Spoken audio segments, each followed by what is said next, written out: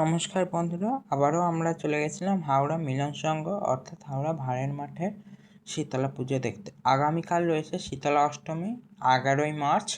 এখানেও আমাদের মায়ের পুজো। তো দেখুন, এটা হচ্ছে দেবী রক্তাবতীর প্রতিমা। দেবী রক্তাবতীকে কী সুন্দর করে সাজানো হয়েছে। এবারে দেবী রক্তাবতীর পরেই আপনাদের দেখাচ্ছি মায়ের প্রতিমাকে। তো চলুন, আমার প্রথম দেখা বস্ত্রহীন শীতলা মা। এই দেবীর পুজো শুরু হয়েছিল যখন ওই পাড়ায় মহামারী আক্রান্ত হয়েছিল। 1 সপ্তাহ 2 সপ্তাহ পরে মানুষ মারা যাচ্ছিল তখন। এই দেবীর প্রতিমা শিল্পী হচ্ছে কৌশিক চ্যাটার্জি, হাওড়া ময়দানের কৌশিক চ্যাটার্জি। এইটা আসতে গেলে কালীকুণ্ডু লেন হয়ে আপনাদের আসতে হবে, বা ট্রেনে এলে হাওড়া ময়দানে নেবে সোজা টোটো করে হাওড়া মিলন সংঘ অর্থাৎ ভাড়ার মাঠ। 80তম বছরের পুজো। তো চলুন, আবার আপনারা যাচ্ছি কালকে। Tata, bye, subscribe, like.